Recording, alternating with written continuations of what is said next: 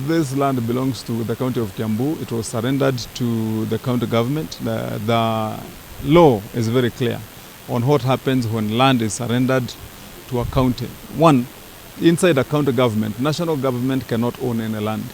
The property is left to the management of the county government.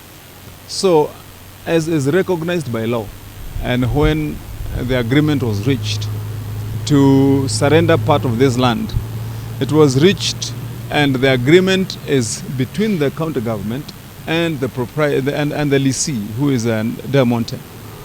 So, the 600 and almost 90 acres that has been surrendered in 4 different pieces.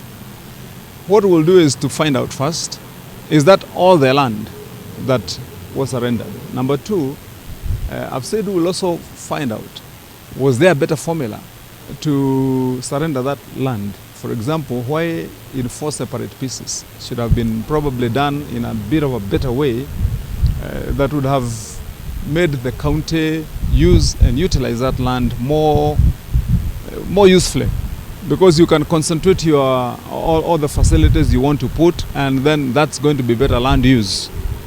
We'll also be finding out, as far as the agreement is concerned, were all the necessary aspects of security to the county government in terms of ownership captured.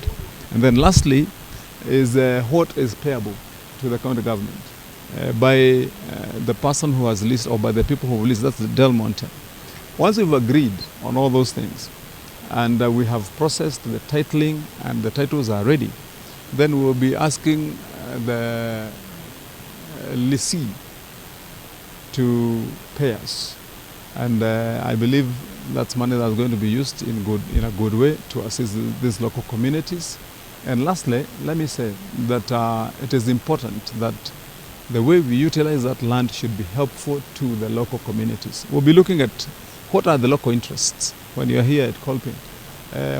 What facilities are not available here that should be put up by the county government in the surrendered land. We are looking at hospitals, we are looking at schools, we are looking at sports facilities, we are looking at doing affordable housing, and once we do those things, we believe that they're going to be useful to the community. Most important is once we have done our planning, we'll come and do public participation. We'll engage members of the public here, find out, are they happy and satisfied with the plans that we have? If they say they're happy, then we'll proceed. Let me say that we've had an engagement with His Excellency the President, and he has promised that he's going to support us with our agenda to develop good affordable houses that can be purchased and owned by our local people here. We'll see, because we have a good agenda of building markets, and we've also agreed that he's going to help us. Here at Kolping, for example, and the other places in Gatuanyaga there, can we develop a good market whereby our people can be actively engaged and have employment?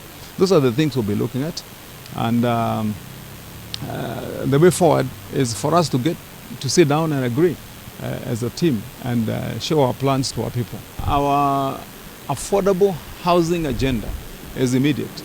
We want to be fast, and so we shall be engaging the National Land Commission from here. We shall be engaging the Ministry of Lands to ensure that the titles are ready. We have a date with Survey of Kenya, and we'll see how quickly they're able to process the paperwork. Let's first get the titles. Once we get the titles, we'll also look at all other underlying issues to see, are we satisfied first with the transactions, the way the transactions were done? And then we can start moving. But on the question of, are we going to be seeing structures up within another 2 months, 3 months, the answer is yes. Because we already have other parcels of land, not this one. We have other parcels of land as Kiambu County that are ready for uptake for the affordable housing agenda. Those ones we shall engage immediately, because we have been ready. We have some parcels in Thika town, we have some in Roiro, we have some in Kiambu town, we have some in Limuru. So those ones we are going to commence immediately. Like I've said, our target is to do 50,000 housing units within this 5-year span in Kiambu County. We also have an agenda to do markets. So we'll also see along here what kind of markets we're going to do. There are facilities which we need to ask ourselves, logically, should they be situated inside town, Thika town? We've asked that question. We have had an ongoing discussion with the judiciary and asking ourselves, can we relocate the premises of the judiciary from the town center and put them in a place that probably more agreeable with them, with a better accommodation and size, and we use that land for better facilities. We're also looking at, can we, for example, see what is the closest place where we can put our stadium, which is right in the middle of the town. And we'll be asking, if we get a facility in a better location, can we utilize that land in a better way? As you've said, for example, the prison. Are you looking at having the prison right in the heartbeat of CBD? Some of those facilities, including some administrative offices of government, of national government. You go to some of our towns, like I said earlier, in a place like Kiambu, you find like the county commissioners and other offices are right in the heart of the town. Can we look for alternative land nearby? And we agree that we can put up those facilities and we can open up the CBD for purposes of what it's supposed to be. That is trading and accommodation. That's the kind of thinking that we're having.